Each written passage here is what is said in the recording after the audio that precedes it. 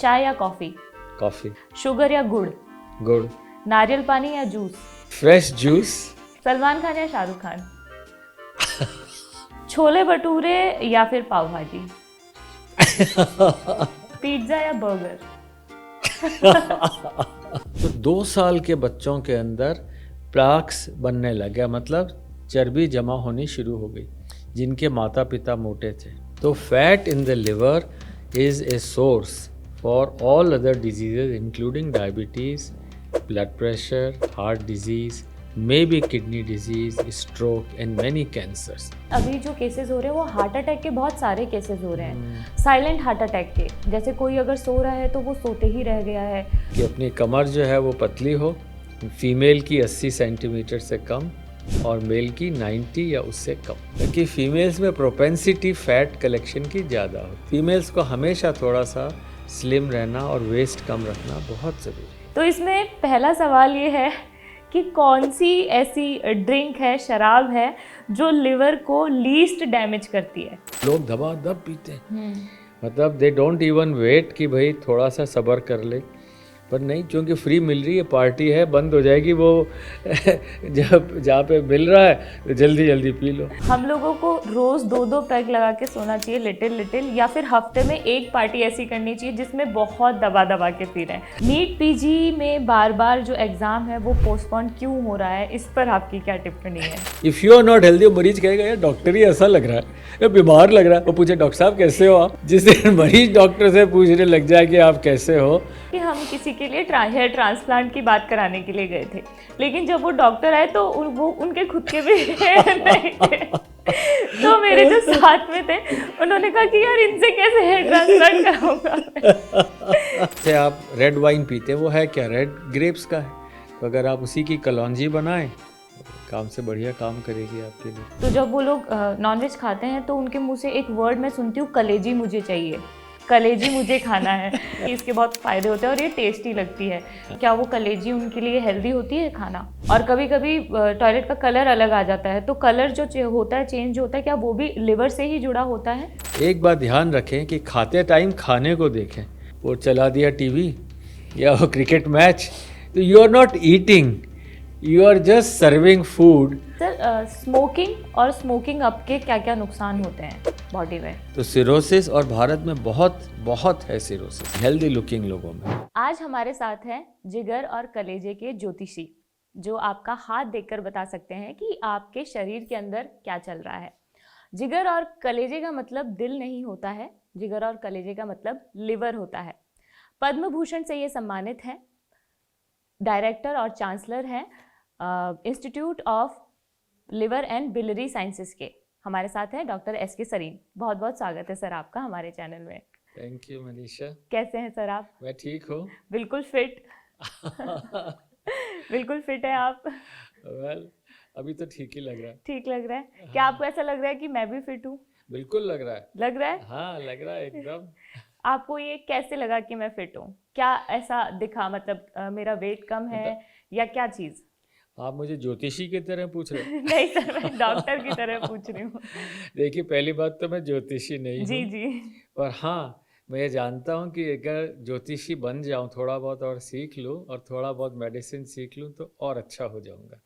तो आपने जो मुझे ज्योतिषी के लिए कहा, इसका मतलब थोड़ा बहुत पढ़ना पड़ेगा, जी जी क्योंकि एक बहुत बड़ी विद्या है जी। और साइंस भी, मेडिकल साइंस भी एक विद्या है। तो अब जैसे आप यंग, मतलब स्लिम ट्रिम लग रहे हैं, तो लगता है कि हाँ, बॉडी ओवरऑल हेल्थ ठीक होनी चाहिए, बिल्कुल। और कोई ऐसा मेटाबॉलिक फैक्टर भी नहीं होना चाहिए। ठीक है। पर कई बार देखने से और असलियत में फ़र्क होता है, उसी में सारा मेडिकल साइंस है। हाँ भाई, देखने में तो ठीक लग रहा है, पर चला थोड़ी देर और बैठ गया, चल ही नहीं पाया। बिल्कुल। पर आप ऐसे नहीं लग रहे। नहीं लग रही? नहीं, बिल्कुल नहीं। तो सर, मेरे लिवर के बारे में कैसे पता चलेगा कि वो सही है या वो खराब है, और लिवर के क्या फंक्शंस होते हैं बॉडी में? देखिए, आपका लिवर तो लगता है ठीक ही होना चाहिए, क्योंकि आपका वेट ठीक है। तो सबसे पहले लिवर के लिए ज़रूरी है कि उस पर बोझ तो नहीं पड़ रहा। जी। अगर आप उस पर बोझ डाल देंगे तो बेचारे का काम कम हो जाएगा। हार्ट के लिए भी यही है। जैसे ब्लड प्रेशर हो गया तो हार्ट को ज़्यादा काम करना पड़ा, ज़्यादा काम करेगा तो थक जाएगा। तो वही काम लिवर का भी हो सकता है। पर ये कैसे मालूम कि मेरा लिवर ठीक है? ये बहुत इम्पोर्टेंट सवाल है। भगवान ने जो बॉडी बनाई उसमें हर ऑर्गन चुपचाप अपना काम करता है, सिर्फ लिवर ऐसा है जिसका फंक्शन सबसे ज़्यादा स्ट्रांग होता है, क्योंकि इसका काम है जो आए, जो खुराक आए, जो खाना, जो एनर्जी उसको यूज़ करे जिससे बाकी ऑर्गन्स चले, और जो ज़्यादा आ जाए तो उसको स्टोर कर ले। सबसे इम्पॉर्टेंट काम है कि ये आपका बैलेंस शीट बनाता है कि इनटेक कितना है और आउटपुट कितना है। अब आपकी ज़रूरत तो है जरा सी और आपका इनटेक है इतना बड़ा, तो क्या होगा, इकट्ठा हो जाएगा, तो लिवर धीरे धीरे खराब हो सकता है। तो फर्स्ट है कि उस आदमी का जिसकी आउटपुट मतलब एनर्जी यूटिलाइजेशन और एनर्जी इनटेक बराबर हो, उसका लिवर नॉर्मली ठीक रहना चाहिए। दूसरा, आपको अच्छी भूख लग रही हो, मतलब लिवर ठीक है। चेहरे का रंग अच्छा हो, चमचमाता रहे, तो और लिवर ठीक ही लगता है। हाँ, लिवर 70-80% तक जब तक खराब नहीं हो तब तक आवाज़ नहीं करता। ये जनरली सारे ऑर्गन्स का ही है, किडनी का भी है, लंग का, पर लिवर का थोड़ा स्टडी स्ट्रॉन्ग ऑर्गन, सबसे बड़ा ऑर्गन है, 1.5 किलो का, तो इसके बहुत सारे फंक्शंस हैं, 500 से ज़्यादा फंक्शंस हैं। आपका शुगर कंट्रोल और फैट का यूटिलाइजेशन, पित्त का बनाना, भूख लगना, इंसुलिन की एक्टिविटी को कंट्रोल करना, और हाँ, आपकी बोन्स को ठीक रखना, ब्लड की क्लॉटिंग, जैसे किसी को खून निकल रहा हो, बंद ही नहीं होता हो, तो लिवर में वही सारे फैक्टर्स बनाता है जिनसे खून रुक सकता है। तो बहुत सारे काम करता है लिवर, अनगिनत काम करता है चुपचाप। लिवर से हमारी डायबिटीज़ जुड़ी हुई है, लिवर से हार्ट अटैक जुड़ा हुआ है, ब्लड प्रेशर जुड़ा हुआ है। अगर हमारा लिवर ठीक है तो ये 3 बीमारियां हमें नहीं होगी। लिवर में अगर फैट आने लग जाए, एक बहुत पुरानी अच्छी स्टडी थी 1997 की, उसमें क्या हुआ, उन्होंने अमेरिका में छोटे बच्चों से बड़े तक सबकी ऑटोप्सी, जैसे कोई बच्चा बड़ा बिना कारण से जिसकी डेथ हो जाए, तो उन्होंने उनकी ऑटोप्सी करके देखा कि शरीर में क्या है। तो 2 साल के बच्चों के अंदर प्लाक्स बनने लग गया, मतलब चर्बी जमा होनी शुरू हो गई, जिनके माता पिता मोटे थे। फिर जब बच्चों का देखा, 5 साल 10 साल वालों में तो 70% लोगों में आर्टरीज में प्लाक आने लगे। तो हम सोचते हैं कि ये सारी बीमारियां बहुत लेट होती हैं, भाई डायबिटीज़ बड़ा होगा तो बीपी जो है बड़े के ही होता है, 40 साल वाला होता है उसी को कैंसर हो सकता है, ऐसा नहीं। ये सारी चीज़ें शुरुआत होती है एक्स्ट्रा फैट से। तो जैसा मैंने बताया, लिवर जो है वो मैनेज करता है। तो अगर लिवर में ज़्यादा एनर्जी आ गई तो वो क्या करेगा, उस एनर्जी को कैसे स्टोर करेगा, फैट बना देगा। एनर्जी को भी एनर्जी जो भी कैलोरीज आप कैलोरीज लेते हम हैं, gain जैसे करें। आपने 1 ग्राम शुगर ली तो उसमें 4 कैलोरी है, 1 ग्राम फैट ली उसमें 9 कैलोरीज है। तो अब हमें एक्स्ट्रा शुगर को जो यूज़ नहीं हो रही, वो लिवर उसको फैट बना देगा। ये फैट लिवर में जमा होगी, आर्टरीज में जमा हो जाएगी, हार्ट में जमा हो जाएगी, पैंक्रियाज में, ब्रेन में। तो fat in the liver is a source for all other diseases including diabetes, blood pressure, heart disease, may be kidney disease, stroke and many cancers. और बेसिस यही है कि लिवर में फ़ैट होना अच्छा नहीं। अगर फैट आ गई लिवर में तो उसमें इंसुलिन नहीं जा पाती, मतलब लिवर का सेल जो है उसका काम है कि एनर्जी यूज़ करे, पर अगर फैट आ गई, 10% से ज़्यादा फैट हो गई, तो इंसुलिन लिवर में घुसती नहीं है, कम घुसती, तो पैंक्रियास को और इंसुलिन बनानी, और बनाएगा रोज़ रोज़ रोज़ बनाएगा, कुछ साल में हो सकता है पैंक्रियास वीक हो जाए and then you develop diabetes.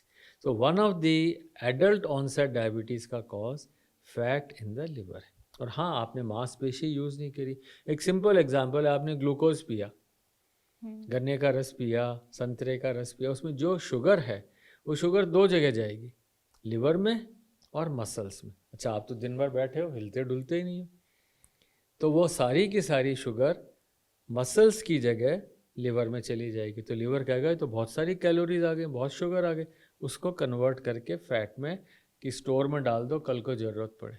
और धीरे धीरे वो स्टोर, खर्चा तो होता नहीं, कमाई होती जाती है, you become fatty liver, and that is the basis for most metabolic diseases. तो ब्लड प्रेशर, हार्ट डिजीज़ और लिपिड्स हाई होना, कोलेस्ट्रॉल, ये सारे मेटाबॉलिक डिजीजेस। अच्छा, तो डॉक्टर इसमें है ना, मेरा एक ये सवाल है कि जैसे ब्लड प्रेशर, डायबिटीज़, आपने ये सारी चीज़ें बताई, लेकिन हाल फिलहाल अभी जो केसेस हो रहे हैं वो हार्ट अटैक के बहुत सारे केसेस हो रहे हैं, साइलेंट हार्ट अटैक के। जैसे कोई अगर सो रहा है तो वो सोते ही रह गया है, कोई अगर साइकिल चला रहा है तो वो साइकिल चलाते चलाते गिर गया है, कोई पेंट करने वाला पेंट कर रहा है वो वहीं पर ही गिर गया, उसकी हार्ट अटैक से डेथ हो गई है, कोई फैमिली रेस्टोरेंट में गई है खाना खाने के लिए, और मतलब मैंने उनके वीडियोस जैसे सोशल मीडिया पे आए तो देखा, तो कई ऐसे लोग थे जो स्लिम ट्रिम दिखे हमें, और ये अभी रिसेंटली हार्ट अटैक के इतने ज़्यादा केसेस जो बढ़ रहे हैं, इसका क्या कारण है? देखिए, कोई भी चीज़ सडन नहीं होती। भगवान ने जो ये सिस्टम बनाया ना, बायोलॉजी, ये मेंटेनेंस के लिए बनाया है। कोई इवेंट सडन नहीं होता, उसके लिए बहुत सालों का आपका बॉडी का निगलेक्ट है। Many years you have not paid attention to your body. Maybe आप स्लिम हैं, मे बी आप ट्रिम है, बट आपने हो सकता है एक्सरसाइज नहीं की हो सकता है आपकी डाइट, आपकी हैबिट्स ठीक नहीं हो। तो आई वुड से सडन नहीं है ये। हार्ट अटैक के लिए जो आर्टरीज ब्लॉक होती है उनका प्रोसेस बहुत सालों का होता है। और उसको कैसे पता लगाएं कि भाई मदर फादर को बीपी था, या उनको हार्ट डिजीज़ थी, या कैंसर था, या ऐसी कोई लिवर की बीमारी थी, डायबिटीज़ था, तो आपके अंदर भी वो सारे जीन्स आ गए और फिर आपने उनको सुधारा भी नहीं, और रोज़ खा रहे हैं, जो मर्जी आए खा रहे हैं। हाँ, एक्सरसाइज कर रहे हैं, पर जो मर्जी आए खा रहे हैं। तो that process of constant neglect of your body and not getting it tested. अब आप फॉर एग्जाम्पल, जैसे स्वेटर पे जरा सा दाग पड़ जाए, तुरंत से हम धोएंगे, साफ करेंगे। कमीज पे लग जाए तो तुरंत साफ करेंगे कि यार कमीज खराब नहीं हो जाए। क्या बॉडी के लिए सोचते हैं कभी? जरा सा भी आप अपने शरीर को, यार शुगर ज़्यादा, यार होगी, क्या फ़र्क पड़ता है, यार बीपी ज़्यादा है, यार उसका भी ज़्यादा है, हमारा वेट ज़्यादा है, नहीं यार मैं तो फिट हूँ। But if that occurs to your shirt और योर पैंट और your sweater, you will spend all your time and money. क्यों? क्योंकि दूसरा क्या, यार तेरे तो धब्बा लगा हुआ है, तूने ध्यान नहीं रखा अपना, तेरे तो इतना बड़ा निशान है, तेरा तो तूने ढंग से खाना नहीं खाया, गिरा दिया, उस डर से कि कोई कुछ पूछ रहा है। But here you are responsible for your body. Remember, you are responsible for your body and you overrule the insult your body is undergoing. तो सडन हार्ट अटैक, कि साहब पेंटर था वो करते करते गिर गया, उन सब लोगों के लिए एक मैसेज क्लियर है, body needs constant maintenance, supervision and clarity कि मैं ही इसका मालिक हूँ और कोई नहीं है। बिल्कुल सर, इसमें एक और मेरा ये सवाल है कि जैसे फैमिलीज़ की आपने बात कही कि फादर मदर को ब्लड प्रेशर या हार्ट की प्रॉब्लम है, तो फैमिली में, जैसे मेरी फैमिली का अगर मैं बताऊं तो दादाजी को हार्ट की जो प्रॉब्लम हुई है वो 60 प्लस होने के बाद हुई है।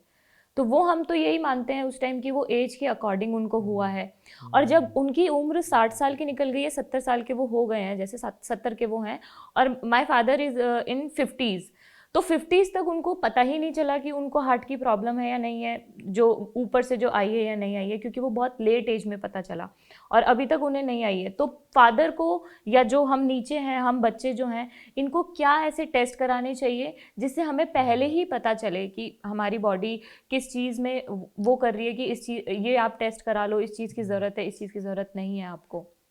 ये बहुत अच्छा सवाल है। अब जैसे दादाजी को 60 पे बीमारी हुई, तो फादर ने अगर अपना ध्यान रखा होगा तो शायद वो बेहतर हो गए होंगे, और कुछ अच्छे जीन्स आपकी दादी से फादर को मिले होंगे। तो मेरे ख़राब जीन्स और वाइफ के अच्छे जीन्स मिलके बच्चे के अंदर थोड़ा बहुत न्यूट्रलाइज हो सकता है। बट हाँ, अगर आपको पता है कि उनको ये बीमारी थी और फादर ने भी ध्यान नहीं रखा होता, मे बी उन्होंने थोड़ा सा गफलत में रहे होते कि भाई जो ठीक हो जाएगा, तो शायद बच्चों के अंदर हो सकता है। बट ये फैक्ट है कि जीन्स डिटरमिन योर फ्यूचर। और यू मस्ट रिमेंबर, हमें ध्यान क्या रखना है कि अगर हम किसी डिफेक्टिव जनरेशन से पैदा हुए हैं, फादर से, मदर से, तो हमें अपने आप को 3 कैटेगरी में बांटना है। फादर मदर या ग्रैंडफादर ग्रैंडमदर, उनमें मेटाबॉलिक प्रॉब्लम थी, blood pressure, diabetes, heart disease, ऐसा कुछ भी था। और मुझे भी हो गया, पेरेंट्स को, ग्रैंड पेरेंट्स को था, और मुझे भी है बीपी, डायबिटीज़, ओबेसिटी। तो मैं रेड लेन में गया। उनको ये सारी चीज़ें थी, पर मैंने दौड़ भाग, एक्सरसाइज, खुराक का ध्यान रख के मैं बचा हुआ हूँ, तो मैं येलो लेन में हूँ। तो maybe you are in the yellow lane. And then there is a good family जहाँ किसी को कोई बीमारी नहीं थी, कोई कैंसर, बीपी, शुगर, डायबिटीज़ कुछ नहीं था, और मैं भी फिट हूँ, तो मैं ग्रीन लेन में हूँ। तो अगर हम सिंपल भाषा में देखें कि क्या मैं ग्रीन लेन वाला हूँ, जो सारे ग्रीन लेन वाले हैं हाथ ऊपर कर लीजिएगा, हाँ भाई हम तो बिल्कुल ग्रीन लेन में। अब उनकी जिम्मेदारी है कि वो कभी ग्रीन से येलो में ना जाएं, पूरे ध्यान रखें, और उनके बच्चे भी बेहतर हों, तो जिससे भी है हेल्दी इंडियन पॉपुलेशन। और जो रेड में है उन्हें पूरे समय कोशिश करनी है कि मेरी बीमारी छूट जाए, मैं येलो लेन में आऊँ, एटलीस्ट मेरे बच्चे, ग्रैंड चिल्ड्रन तो येलो या ग्रीन में आए। और जो येलो में है उनको पूरा ध्यान रखना है कि येलो से ग्रीन में कैसे जाए। तो now it is as simple as that, high risk, moderate risk, low और no risk. Is that okay? या ऑलराइट। तो आपको क्या करना है, येलो से ग्रीन में जाना है। And your children, whenever you have children, make sure they are aware of this fact कि उनके बच्चे भी हमेशा ग्रीन लेन में रहें। और टेस्ट कौन से करवाने होंगे हमें? वेल, सबसे इम्पॉर्टेंट टेस्ट है अपनी वेस्ट, कि अपनी कमर जो है वो पतली हो। फीमेल की 80 सेंटीमीटर से कम और मेल की 90 या उससे कम। अगर वो वेस्ट रहेगी तो लगेगा कि यहाँ पे जो खराब चर्बी होती है ना पेट के आसपास, वो खराब चर्बी नहीं रहे। जैसे बॉडी मास इंडेक्स निकालते हैं, सबको पता है हाइट और वेट से बीएमआई निकल जाता है। तो कहने को सर वो तो पतला था, बीएमआई तो उसका 23 ही था, फिर भी साहब हार्ट अटैक हो गया उसको, बिकॉज उसका यहाँ की चर्बी, the fat distribution is bad. So total body fat जो है, परसेंटेज बॉडी फैट है, वो कहाँ पर है, और ज़रूरत से ज़्यादा नहीं होनी चाहिए। एक मेल के लिए 20%, जैसे 100 किलो का है तो 20 किलो फैट हो सकती है, पर most people will have 25 to 30 kilo of fat, I mean percent. और फीमेल के लिए 28% है, कि 100 में से 28% फैट हो सकती है, पर फीमेल्स में बहुत ज़्यादा हो जाती है, स्पेशली प्रेगनेंसी के बाद। तो मालूम पड़ा कि साहब 40% फैट होगी, और वो कभी घटती नहीं है। हाँ, है ना? You agree? हाँ अग्री। फीमेल्स के साथ ये भी होता है कि जब वो प्रेग्नेंट होती है तो काफ़ी चीज़ों की उन्हें क्रेविंग होती है, तो वो खाती हैं कि अभी मैं खाऊंगी, ये मेरा चीट डे है, तो उस टाइम ये भी होता है। डॉक्टर सरीन, आपने आपकी बुक जो है ओन योर बॉडी, इसमें आपने हाइट और वेट को लेकर एक फॉर्मूला निकाला है कि आपकी इतनी हाइट है तो आपका इतना वेट होना चाहिए। वो क्या फॉर्मूला है? आपने पढ़ा? मैंने ये फॉर्मूला, मुझे पता है सर। वो बहुत सिंपल फॉर्मूला है, हाँ। मेरा नहीं है, ये साइंस बेस्ड फॉर्मूला है, पर लोगों को समझाने के लिए शायद ये काम कारगर करता है। कि अगर आपकी हाइट 170 है, उसमें से 100 घटा दें तो वजन 70 किलो। ये मेल्स के लिए। और फीमेल्स के लिए आपकी हाइट में से 105 घटा दें तो फीमेल का 170 में से 100 गया, 105 गया तो 65। पर अगर पेरेंट्स को, जैसे वो रेड या येलो लेन वाले हैं, तो 5 किलो और घटाना है, मतलब 105 170 में से मेल के लिए, और 110 170 में से फीमेल के लिए। तो फीमेल के लिए कम क्यों इतना? जैसे 5 किलो पहले कम और फिर 10 किलो बाद में कम। ये बात तो आपने बहुत अच्छी कही, क्योंकि फीमेल्स में प्रोपेंसिटी फैट कलेक्शन की ज़्यादा होती है। अच्छा। हार्मोनल उस हिसाब से। तो फीमेल्स को हमेशा थोड़ा सा स्लिम रहना और वेस्ट कम रखना बहुत ज़रूरी है। अच्छा, ठीक है। सर, इसमें अब कुछ एक सवाल ऐसे हैं जो मैंने कुछ डॉक्टर से ही पूछा, जो अब डॉक्टर बनने वाले हैं, तो मैंने उन्हें बताया कि मैं आपसे मिलने वाली हूँ, तो उन लोगों के क्या सवाल हैं। बहुत ही इंटरेस्टिंग सवाल मुझे वो लगे कि मैंने कहा कि डॉक्टर से ही पूछ लेते हैं कि वो लोग क्या सोचते हैं। तो इसमें पहला सवाल ये है कि कौन सी ऐसी ड्रिंक है, शराब है, जो लिवर को लीस्ट डैमेज करती है, जिससे लिवर लीस्ट डैमेज होता है? वे डॉक्टर्स ने पूछा है, हाँ आप सर, लोग पूछ रहे हो, नहीं न्यूज़ सर 18 वाले? नहीं सर, डॉक्टर्स ने पूछा सही में। देखिए डॉक्टर्स तो बहुत अच्छे हो गए हैं। हाँ, मेरी जानकारी वाले जो अच्छे दोस्त हैं उनमें से तो सबने पीना छोड़ ही दिया है। छोड़ दिया है सबने। हाँ सारे। सर यंग डॉक्टर्स अभी जो पढ़ाई कर रहे हैं, सून टू बी डॉक्टर्स। वैसे अल्कोहल तो हर मायने में WHO भी कहता है कि नहीं पीना चाहिए, और कोई अच्छा ऐसा ड्रिंक नहीं है जिससे मैं कहूँ कि हाँ भाई पी भी लो और लिवर भी ठीक रहेगा। हाँ अपनी बर्थडे पे या वाइफ की बर्थडे पे, गर्लफ्रेंड की बर्थडे पे आप पी सकते हैं, वाइन पी सकते हैं। Wine is amongst the least harmful. Red wine में थोड़े से अच्छे कैरोटीनॉइड्स होते हैं, एंटीऑक्सीडेंट्स हैं। पर मुझे लगता है और बहुत सी चीज़ें हैं एंजॉय करने के लिए।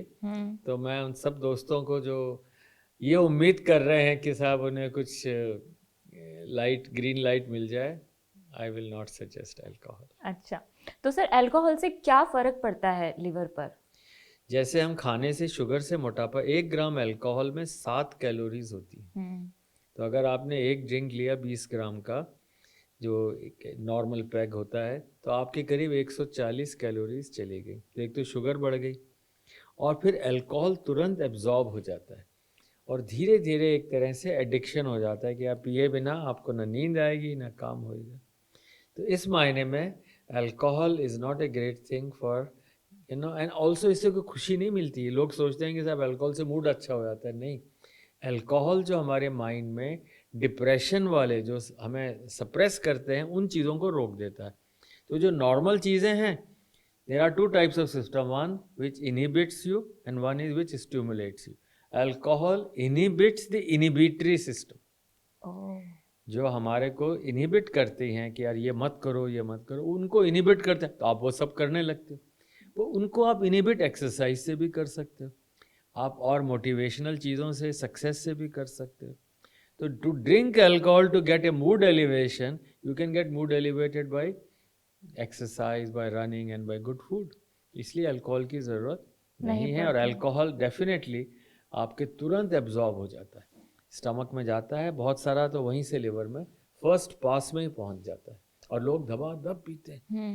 मतलब दे डोंट इवन वेट कि भाई थोड़ा सा सब्र कर ले, पर नहीं, क्योंकि फ्री मिल रही है, पार्टी है, बंद हो जाएगी वो जब जहाँ पे मिल रहा है तो जल्दी जल्दी पी लो। बिल्कुल। इसी में एक और ये सवाल था कि हम लोगों को रोज 2-2 पैग लगा के सोना चाहिए लिटिल लिटिल, या फिर हफ्ते में एक पार्टी ऐसी करनी चाहिए जिसमें बहुत दबा दबा के पी रहे हैं? दोनों में से कौन सा सेफ रहेगा? ये भी डॉक्टर्स ने पूछा है। हाँ सर, मैं आपको दिखा दूंगी। ऐसी कौन सी पार्टी में है कि रोज 2 पैग मिल रहे हैं उनको? ये बिल्कुल ठीक नहीं पूछा सवाल उनने। और मैं ये भी नहीं कहूँगा कि हफ्ते में पीना है, मैंने तो अपना माइंड एकदम क्लियर बता दिया है। बट हाँ, बिंज ड्रिंकिंग कि हफ्ते में खूब आधी बोतल पी ली, 1 बोतल, वो तो बिल्कुल नहीं करना चाहिए, अनएक्सेप्टेबली बैड है, that really causes harm. Sir ये एक और सवाल उनका है, ये हट के सवाल है। नीट पीजी में बार बार जो एग्ज़ाम है वो पोस्टपोन क्यों हो रहा है, इस पर आपकी क्या टिप्पणी है? देखिए, नीट वर्ड भी मैंने कॉइन किया और लिखा भी, स्क्रिप्ट भी पूरा इसका बनाया था, और ये उम्मीद से बनाया था कि ये एक बहुत सक्सेसफुल प्रोग्राम रहेगा। और मुझे लगता है आज भी एक गरीब लैंप पोस्ट के नीचे पढ़ने वाले बच्चे के लिए, जिसके माता पिता के पास पैसे नहीं हैं पर बच्चे में दिमाग है, नीट पीजी से वो किसी भी कॉलेज में आ सकता है। और मुझे लगता है कि इसमें थोड़ी बहुत कमियां कभी कभी हो जाती हैं कुछ कारणों से, बट पोस्टपोन क्यों होता है ये तो मैं नहीं कह पाऊँगा, मिनिस्ट्री की और गवर्नमेंट की, एनएमसी की तरीका है। But it's a very good thing, you should have faith in NEET, you should try and see that you are an achiever in this. Postponement तो टेक्निकल रीजंस है। बिल्कुल बिल्कुल। तो सर उन्होंने ये भी पूछा है कि जैसे हम लाइफस्टाइल के बारे में बात करते हैं, डॉक्टर्स की भी अभी जैसे काफ़ी नाइट शिफ्ट लगती है ना? अभी जो बच्चे इंटर्नशिप कर रहे हैं उनकी रात को ही ड्यूटी लगती है मोस्टली, तो वो लोग फिर कैसे ध्यान रखें अपनी लाइफस्टाइल का और खाने पीने का, और कैसे हेल्दी रहें वो लोग, क्योंकि वो तो डॉक्टर्स हैं और उन्हें दूसरे पेशेंट्स को भी देखना है, उनके हाथ में लाइफ होती है एक तरह से, तो वो कैसे अपना ध्यान रखें? देखिए, मेडिसिन में एक बात रूल है कि ना बीमारी बता के आती है, ना टाइम बताएगी, ना समय, ना किसको आएगी। तो मेडिसिन में तो हमारे रिफ्लेक्सेस 24 घंटे बिल्कुल फ्रेश एक्टिव होने चाहिए। मतलब you can't have an instant कि हाँ अच्छा मैं ये कर लूँ या ये कर लेता, अच्छा यार कल कर लेंगे, नहीं। Medicine means you have to take on spot decision, और इसके लिए बड़ा ज़रूरी है कि फिज़िकली और मेंटली दोनों तरह से हेल्दी रहें। तो मैं कहूँगा कि आपको कितना भी काम करना पड़े, बट थोड़ा साथ साथ एक्सरसाइज, व्यायाम, और हर हॉस्पिटल में हमारे यहाँ भी उनको एक अपॉर्चुनिटी मिलनी चाहिए। As soon as you get time you try and workout so that you are mentally and physically strong. आप लोगों का भी तो होता है ना, मीडिया वाले भी रात भर काम करते हैं, कहीं कुछ न्यूज़ आ जाए पता ही नहीं लगता, भागो वहाँ पे यार कुछ हो गया। But yes, in medicine there you are reporting or covering, but in medicine you are saving life, so you can't make mistakes. तो मैं उन सब दोस्तों को और जो नए पढ़ रहे हैं उन सब लोगों से ये कहूँगा कि take medicine as an opportunity for self governance, for self motivation, and make sure that you are the best epitome of health. If you are not healthy, मरीज कहेगा यार डॉक्टर ही ऐसा लग रहा है, या बीमार लग रहा है, वो पूछे डॉक्टर साहब कैसे हो आप, जिस दिन मरीज डॉक्टर से पूछने लग जाए कि आप कैसे हो, तो बेकार है। ये इसलिए इसका एक एग्जांपल मैं एक शेयर करना चाहूँगी। मेरे हाँ। साथ क्या हुआ था कि हम किसी के लिए हेयर ट्रांसप्लांट की बात कराने के लिए गए थे, लेकिन जब वो डॉक्टर आए तो वो उनके खुद के भी हेयर नहीं थे। तो मेरे जो साथ में थे उन्होंने कहा कि यार इनसे कैसे हेयर ट्रांसप्लांट कराऊंगा मैं। तो ये बिल्कुल सही बात कही है आपने। आपने एक और बात कही थी कि एक एप्पल आपको डॉक्टर से दूर रखती है, an apple keeps the doctor away, 2 apple keeps the doctor away for very long time. लेकिन आजकल जो एप्पल आ रही है वो वैक्स उन पे लगा हुआ आता है, तो पूरी तरह से। लेकिन आपने कहा है कि छिलके के साथ हमें एप्पल खानी है, तो अगर छिलका हटाकर लोग खा रहे हैं तो क्या वो ठीक है? देखिए, ये मैंने नहीं कहा कि an apple a day keeps the doctor away, तो पुराने ज़माने से कहावत है और बहुत सही कहावत है। मैंने ये कहा कि an apple a day keeps doctor away, but 2 apples a day keep diseases away. Disease, हाँ ठीक तो है। बीमार ही ना पड़ो, और उसके लिए एक यही तरीका है, एक तो एप्पल चबाना पड़ता है ना, बाकी चीज़ें तो आप निगल जाते हो एक तरह से, you gulp your food, time ही नहीं होता। तो इसलिए बेटर है कि आप एप्पल लें, और हाँ अगर छिलके के अंदर ऐसा लगता है तो बेटर है कि छिलका उतार दें, कोई बुराई नहीं। पर हाँ, अगर आप कश्मीरी हैं या जहाँ से अच्छे आपको एप्पल मिल रहे हैं, तो मैं कहूँगा कि साफ पेड़ से, एक ज़माने में था ना कि नीचे जाकर के आप एप्पल चुन लेते थे, अब वो सब ख़त्म हो गया है। But still it's a good thing, छिलका उतार के ले लें, जरा भी डर हो उसको ना खाएं जो ख़राब हो। But 2 Apple a day is a good idea. Good idea, या ठीक है। और हमें और डाइट में ऐसी क्या चीज़ें ऐड करनी चाहिए डेली? देखिए, 60% of the food in my opinion should be uncooked. मतलब गाजर है, सलाद। मूली है, इतनी अच्छी चीज़ें हम लोग सोचते हैं अरे ये तो गरीब लोगों का खाना, अरे भाई अमीरों को यही खाना चाहिए बीमारियों से बचने के लिए, पर वो खाते नहीं। नहीं नहीं, this is low lying food, ये मैं कैसे खा सकता। अब जैसे लाल मूली है या चुकंदर है, जो सैलड के लीव्स हैं, हरा प्याज है, हाँ, लेट्यूस हो गई, लेट्यूस हो गए, खीरा, बीटरूट। हाँ। तो ये सारी जो चीज़ें नेचुरल प्रोडक्ट्स हैं, दे आर वेरी गुड। हाँ, जिसमें शुगर ज़्यादा, पोटैटो है या शकरकंद है, ये थोड़ा सा कम लें। बाकी vegetables which are seasonal are very good. और जितना ग्रीन वेजिटेबल होगा या जितना कलर्ड होगा वो उतना ही यूज़फुल माना जाता है, क्योंकि उसमें उतनी, जैसे आप रेड वाइन पीते हैं, वो है क्या, रेड ग्रेप्स का है। तो अगर आप उसी की कलौंजी बनाएं, काम से बढ़िया काम करेगी आपके लिए। So the idea behind is that you should have antioxidants to burn out और neutralise the toxins which are produced, और उसमें पर शुगर ज़्यादा नहीं होनी चाहिए। तो अनकुक्ड फूड आप अपने खाने में लें। अखरोट है, बहुत अच्छा है। पर जैसे अब हल्दी है, हल्दी के लिए लोग कहते हैं सर इसमें तो बड़े नुकसान होते हैं, टॉक्सिसिटी। पर अगर आप उसी हल्दी को रॉ को लें, उसे कन्वर्ट, कैप्सूल ना बनाएं, उसको उबालें नहीं, कुछ नहीं करें, सिंपल रॉ हल्दी है, अदरक है, ये बहुत जिंजर बहुत यूज़फुल चीज़ है। तो जो कच्ची हल्दी और कच्ची जिंजर आप बोल रहे हैं, इन्हें हमें ऐसे ही खाना हाँ है? बिल्कुल ऐसे ही खा कैसे सकते खाएंगे सर हम? थोड़ा थोड़ा करके नींबू डाल लीजिए उसमें, एक आदत पड़ जाएगी, अच्छा हो जाएगा। गार्लिक के लिए भी ऐसे कहते हैं हाँ कि गार्लिक भी ऐसे ही लेना रॉ चाहिए। खाना चाहिए। हरी मिर्ची है, हरी मिर्च तो मैं बहुत खाती बहुत हूँ। अच्छी है, उससे पेट एकदम ठीक रहता है। वो पेसमेकर होती है, एक हाँ सब्सटेंस कहते हैं, सब्सटेंस पी। तो हरी मिर्च जो है आंतों में एक सब्सटेंस पी रिलीज करती है, जो कि एक तरह से पेसमेकर है। तो थोड़ा सा हरी मिर्च ले लिया। अच्छा, नींबू के फायदे ही फायदे हैं, सिट्रस फ्रूट है। तो वन शुड रिमेंबर कि what nature has given us. पर ये मतलब नहीं है कि everything natural is pure, everything natural is good. One should know what one should not eat sometimes. खाने से ही जुड़ा एक और सवाल है मेरा। नॉन वेजिटेरियन जो लोग होते हैं, मेरी सर्कल में मोस्टली नॉन वेजिटेरियन लोग हैं, तो जब वो लोग नॉन वेज खाते हैं तो उनके मुंह से एक वर्ड मैं सुनती हूँ, कलेजी मुझे चाहिए, कलेजी मुझे खाना है। कि इसके बहुत फ़ायदे होते हैं, उन लोगों का ऐसा कहना है कि इसके बहुत फ़ायदे होते हैं और ये टेस्टी लगती है। तो क्या वो जो भी जानवर जिसका भी वो मीट खा रहे हैं, तो क्या वो कलेजी उनके लिए हेल्दी होती है खाना? ये एक तो माइंड में होता है ना कि लिवर सबसे इम्पोर्टेंट है, कलेजी मीन्स हाँ, लिवर, लिवर कि लिवर। हमने लिवर ही खा लिया तो हमारा लिवर ठीक होगा।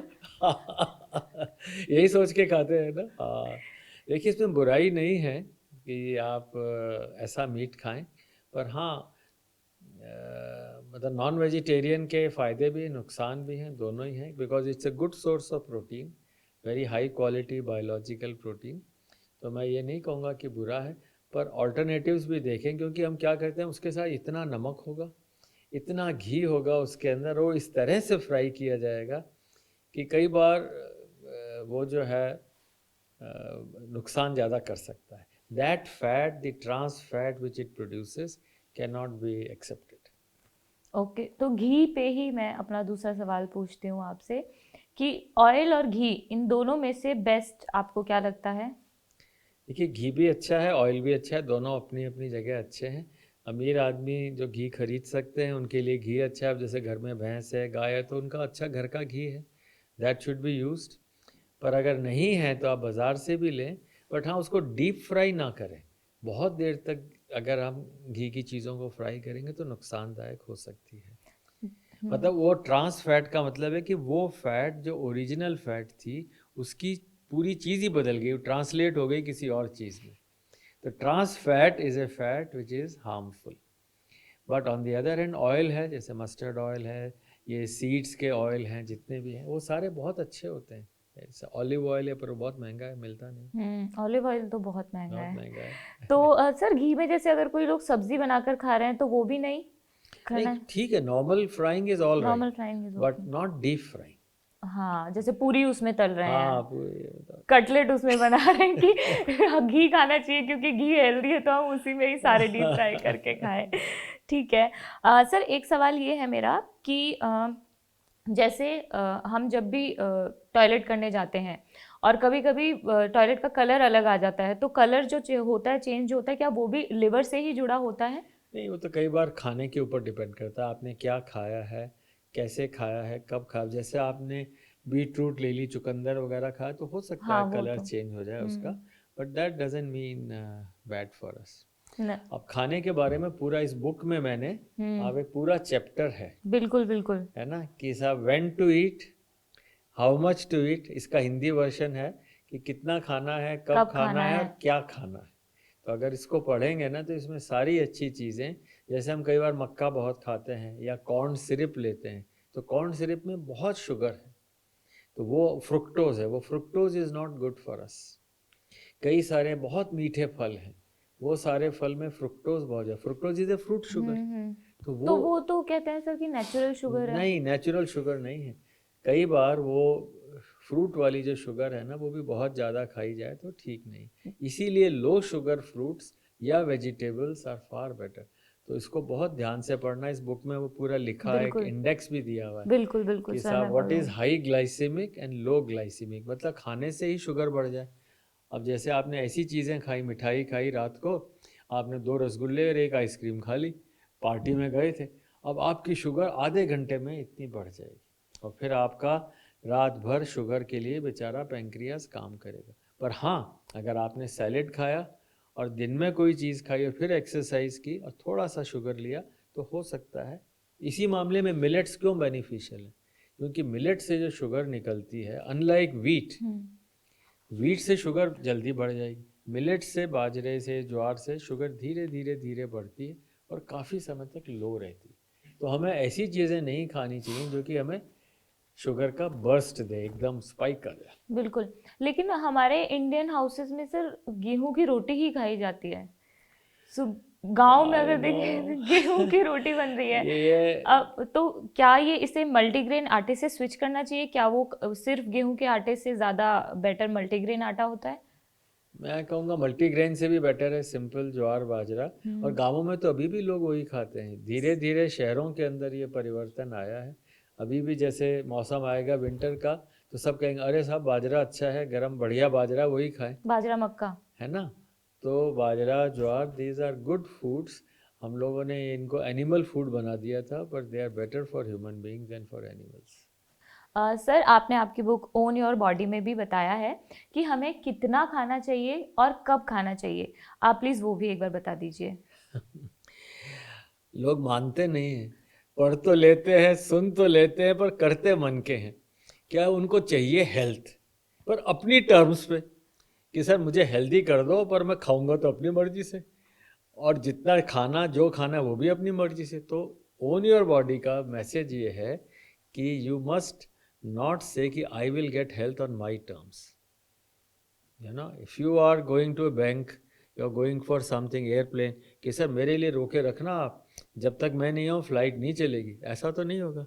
हर चीज़ के एक हेल्थ के भी नियम हैं। तो पहला नियम ये है कि do not treat health as something which is disposable, health has to be earn. इस बुक का सबसे इम्पॉर्टेंट मैसेज है health can not be given, it has to be earn, and to earn that health you will have to see कि मुझे कब खाना है। तो सबसे इम्पॉर्टेंट है कि हाँ, सूर्यास्त के बाद नहीं और सूर्योदय से पहले नहीं। मतलब कम से कम 10-12 घंटे फास्टिंग अपने आप रूटीन में हो जानी चाहिए कि भाई मैं 8 बजे खा लूँगा, सुबह 9 बजे से पहले नहीं खाऊँगा। दूसरा, कितना खाना चाहिए? कितने में ये कहूँगा कि हाँ, पेट आपका 1/3 भरे या मैक्सिमम हाफ, बाकी आधा खाली रहे। अच्छा, हम लोग खाए जाते हैं तो डकार नहीं आती है ना, और खा लेंगे। अच्छा, खाने के बाद पानी और पी लेंगे, दोनों चीज़ें ठीक नहीं है। सो जस्ट पानी तो सर लोग मैंने देखा है बीच में भी पीते हैं खाने के। हाँ, क्योंकि स्टमक में जो खाना गया उसको चर्न करना होता है, उसको ब्रेक करना है जिससे कि वो यूज़फुल हो। आपने पानी पी लिया तो वो तो फट से नीचे से निकल जाएगा। स्टमक में सॉलिड फूड का एम्प्टिंग 30 मिनट में 3 घंटे में, जैसे रोटी खाई, सब्जी खाई, वो 3 घंटे तक स्टमक में मैश होती रहती, और पानी जो है 30 मिनट में निकल जाता है। तो आपने खाना खाया और साथ में पानी पी लिया तो वो तो फट से 1 घंटे में निकल गया बिना ब्रेक डाउन के, तो वो एब्जॉर्ब ही नहीं होगा, काम ही नहीं आएगा। तो इसलिए पानी कम से कम 1 घंटा पहले पी लें, आधा घंटा, और खाने के 1 घंटे बाद तक ना पिए। तो उसमें क्या है, स्टमक को, इंटेस्टाइन को अपने जूसेस बनाने हैं। वो बना करके ब्रेन ने कहा यार इतना सारा सामान है, इसमें ये फैट है, इसमें शुगर है, तो हार्मोन्स, सिक्रीशंस, वो सब जाएंगे जिससे कि वो स्टमक चर्न करके उन्हें यूज़ करेगा। पर आपने पानी पी लिया तो किसी को जगह ही नहीं, फट से निकल जाएगा। तो दूसरा ये है कि क्या करना है, हमें खाने के टाइम में आधा पेट मैक्सिमम भरना है, आधा खाली छोड़ देना है। क्योंकि जब चर्न करेगा, ऊपर नीचे होगा, तो थोड़ी जगह तो चाहिए, नहीं तो फिर क्या है, ऊपर आ जाएगा खाना, और यार मेरे को तो एसिडिटी हो गई, बिना उसके तो मैं रह ही नहीं सकता, दवाई खानी है। अगर आप एसिडिटी से बचना चाहते हैं कि मुझे दवा ना लेनी पड़े, या बर्निंग नहीं हो, घबराहट नहीं हो, चेस्ट में घबराहट नहीं हो, तो हाफ फिल करिए स्टमक, पूरा कभी नहीं भरिए, और पानी अवॉइड करिए। और थर्ड, क्या खाएं वो तो मैंने आपको बताया, पर एक बात ध्यान रखें कि खाते टाइम खाने को देखें। वो चला दिया टीवी या वो क्रिकेट मैच, तो you are not eating, you are just serving food. आप सर ये तो आप मेरी हैबिट्स अच्छा बिल्कुल ठीक नहीं है ना। आप कभी भी ध्यान रखिएगा इस बात को कि खाना इसलिए है कि साहब it gives me health and it gives me happiness, but your happiness is somewhere else on the TV screen और something. One should never do that. One should focus on what you are eating, why you are eating and get energy from that. और अगर night में munching करनी हो तो, जैसे हमने आधा पेट खाली रखा है, अब रात को भूख लग गई है, तब फिर क्या करें? वो माइंड को समझाना पड़ेगा। वो बहुत 5 चीज़ें बड़ी मुश्किल हैं, भूख है, क्रोध है, धन है, लोभ, इन सब पे पाना मुश्किल है। जो मैं कह रहा हूँ वो आसान नहीं है, but yes it's a state of mind. If you want your health and do not outsource it. बिल्कुल। सर, स्मोकिंग और स्मोकिंग अप के क्या क्या नुकसान होते हैं बॉडी में? देखिए, स्मोकिंग एक तो पैसिव है और एक एक्टिव। एक्टिव मतलब तो आप खुद ही खुद पी ही रहे ले रहे हैं, हैं। तो मालूम ही है सबको कि भाई लंग्स को थोड़ा सा इंजरी करता है, कैंसर्स के रिस्क बढ़ाता है, खांसी, बहुत सारी चीज़। पर पैसिव स्मोकिंग भी एज एवरीवन नोज कि भाई किस सिटी में रह रहे हैं, कितना पॉल्यूशन है, तो इसके नुकसान तो हैं ही हैं।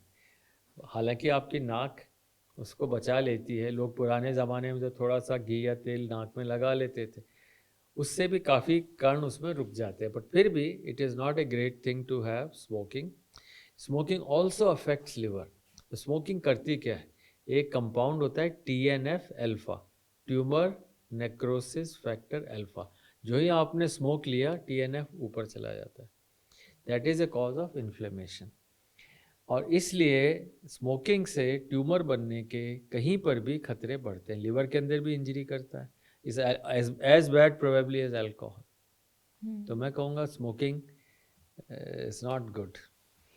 और सर, कई बार ना ऐसे भी कहते हैं कि जो लोग शराब छोड़ रहे हैं, जो लोग रेगुलर ड्रिंक करते थे, लेकिन अब जब वो शराब छोड़ रहे हैं तो भी उन्हें काफ़ी दिक्कतें आ रही है। मतलब बॉडी में हम अगर कोई अच्छी चीज़ डाल रहे हैं तो बॉडी ना ऐसे गिव अप कर रही है।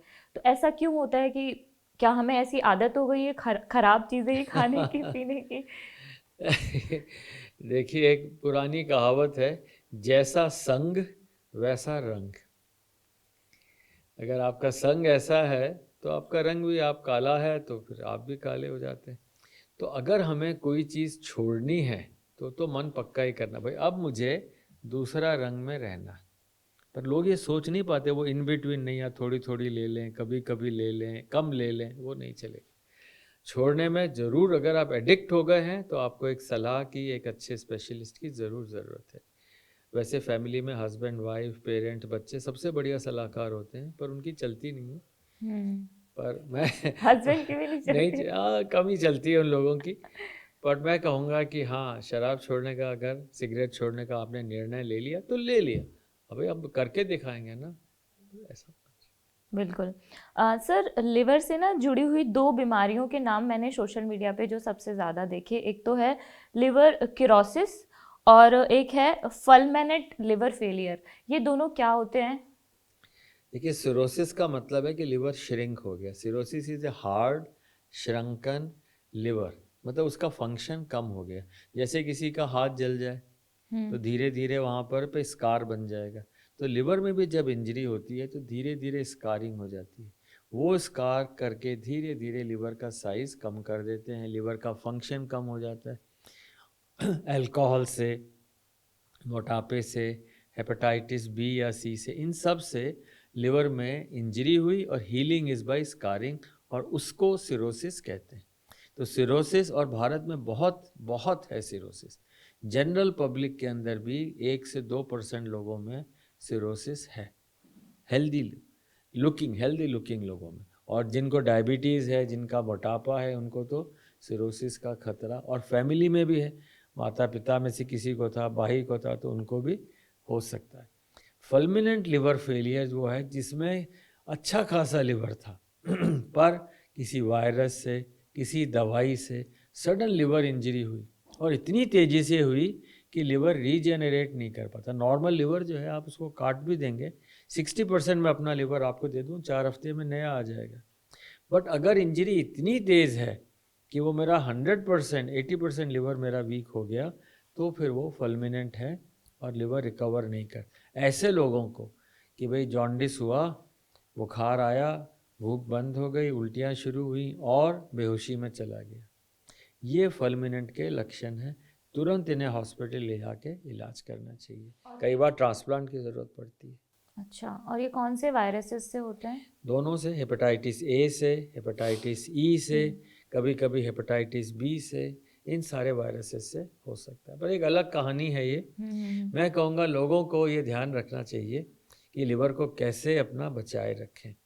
और हाँ, जैसे विंटर, उसके अंदर हमें ध्यान रखना है कि वेट ज़्यादा ना बढ़ाएं, और समर में गंदा पानी, दूषित भोजन ना लें। हेपेटाइटिस ए और ई जैसे 5 वायरसेस हैं। ए छोटी उंगली मतलब बच्चों में, बच्चों को। ई मतलब बड़ों में, ये दोनों भोजन से और पानी से हैं। फिर बी, सी और डी, ये 3 वायरसेस हैं, ये ब्लड से, बॉडी सिक्रीशन से। बी का वैक्सीन है, आपने लगवाया? पता नहीं sir.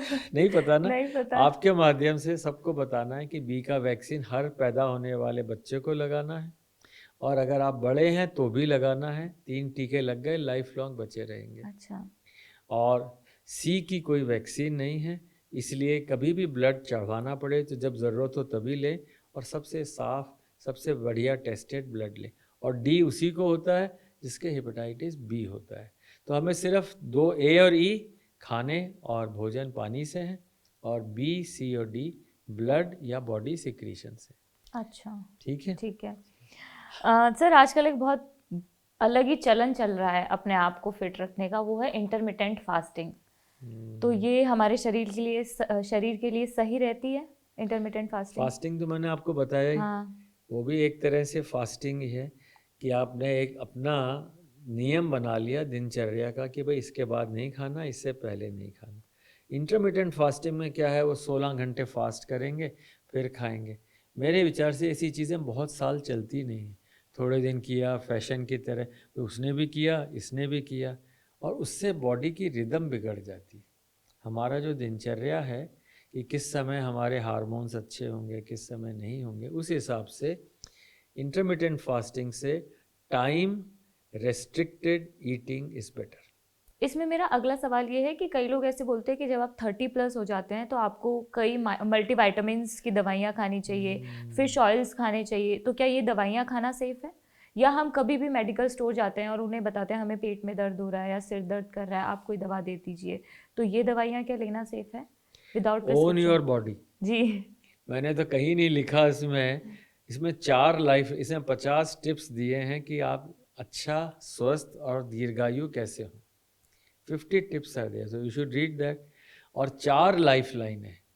First life line is slim and fit, मतलब पतले भी होना है और फिट भी, फिजिकली फिट। और फिटनेस के लिए बहुत ज़रूरी है कि आप रेगुलर एक्सरसाइज और वो करें। Second is when to eat, what to eat and how much. Third is a sleep which is restorative, and a dincharya which is useful. Fourth is medicine, and medicine should only be used when you have exhausted first 3. तो अगर आपने अच्छा खाना खाया, आपने जैसे for example calcium लिए जाते हैं लोग, हाँ। अरे भाई एक सीताफल खा लो शरीफा, उसमें 1.5 कैल्शियम की गोली होती है। एक शरीफे में 750 मिलीग्राम कैल्शियम होता है, और आप 500 मिलीग्राम की कैल्शियम गोली खाते हो, वो 2 घंटे में निकल जाएगी। और जो आपने फल वाला, सीताफल वाला आपने वो खाया कैल्शियम, वो पूरे दिन धीरे धीरे धीरे कैल्शियम देता रहेगा। तो रिमेंबर, वाइटामिन्स, मल्टीविटामिन्स और supplements are not good unless you do not know what to eat. So everyone know यार सबसे बढ़िया पेट्रोल डलवाना है, सबसे बढ़िया कपड़े पहनने हैं, ब्रांडेड होने चाहिए। अरे भाई अपनी बॉडी को भी ब्रांडेड कर लो। You should be proud of your body and you should know what you should eat. एक सवाल और है इसमें मेरा कि कोविड आया, उसके बाद से लोगों में बीपी की प्रॉब्लम, शुगर की प्रॉब्लम, हार्ट अटैक की प्रॉब्लम ये बहुत ज़्यादा बढ़ गई है, हमें देखने को भी मिल रहा है। तो ये कोविड के बाद से जो हुआ है, क्या ये उस वायरस की वजह से हुआ है, या फिर ये पहले से ही हमारी जो लाइफस्टाइल चलती आ रही थी उसी की वजह से ऐसा हो रहा है? देखिए, कोविड ने बहुत लोगों को अफेक्ट किया और लॉन्ग लास्टिंग इम्पैक्ट रहा। ये वायरस जो है इसने काफ़ी तबाही मचाई है, तो उसके क्रॉनिक इफ़ेक्ट जो हैं वो भी हैं। और दूसरा, लोगों ने थोड़ा घर में रह के अपने आप का संयम बिल्कुल तोड़ दिया। ड्रिंक्स ज़्यादा करी, खाना जो मर्जी आया खाया, क्योंकि कोई एक्सरसाइज के लिए बाहर नहीं जाना, घूमना बंद हो गया। तो कुछ तो वायरस का असर हुआ। वायरस का सेकेंडरी इफ़ेक्ट हुआ लाइफस्टाइल चेंज होने के अंदर।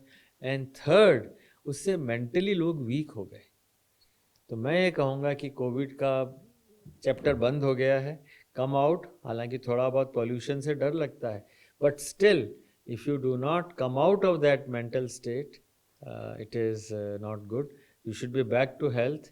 Remember, health cannot be given. It has to be earned. बिल्कुल। आखिरी एक रैपिड फायर राउंड में आपके साथ खेलना चाहूंगी। अच्छा ठीक है मनीषा, लेट्स डू इट। हाँ, मैं सब बोलूंगी, 2 ऑप्शन आपको दूंगी, आपको उसमें से एक बताना होगा कि this is best. Okay. Okay. चाय या कॉफी? कॉफी। कॉफी। शुगर या गुड़? गुड़। नारियल पानी या juice? Fresh juice. Fresh juice. नारियल पानी नहीं, fresh juice. Fresh juice. Salman Khan या शाहरुख खान? दोनों। फ्रूट्स या dark chocolate? Fruits. Fruits. Exercise या योगा? एक्सरसाइज। हॉट वाटर या cold water? Hot. Hot water. Chole bhature या फिर पाव भाजी? वेल, छोले भटूरे। छोले भटूरे और once in a year or twice in a year on birthdays, but not every day. Not every day. Pizza या burger? Well, that's a difficult question. Homemade burger. Homemade burger. Okay. Green tea या blue tea? ये बहुत चलन चल रहा है sir, blue T आजकल एक नई मार्केट में आई है। I'm not aware. You are not aware? Not aware. Green tea is okay? Yeah, green tea. Green tea is okay. Yeah. Okay, ठीक है सर, इसी के साथ इस जो सेशन है हमारा, इसे खत्म करते हैं हम। मुझे बहुत अच्छा लगा आपसे बात करके। I hope I have a question for you. Why do you call this channel or podcast as Kadak? कड़क, ये मैंने आने से पहले ही सोच लिया था, मुझे पता था कि आप ये सवाल पूछेंगे मुझसे। तो ये मैंने ऐसा मुझे ये लगता है कि जैसे सबसे ज़्यादा जो इंडिया में पी जाती है वो चाय पी जाती है, और चाय लोगों को कैसी चाहिए? कड़क। कड़क चाय चाहिए लोगों को। आपने सुना होगा कड़क चाय चाहिए हमें।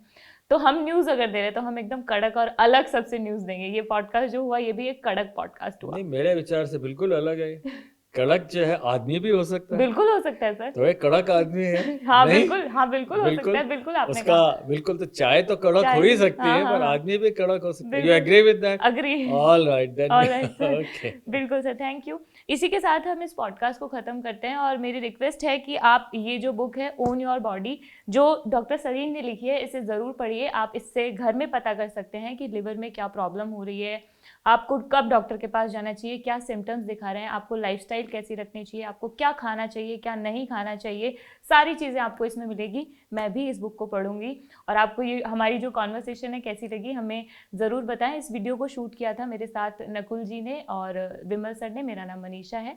शुक्रिया।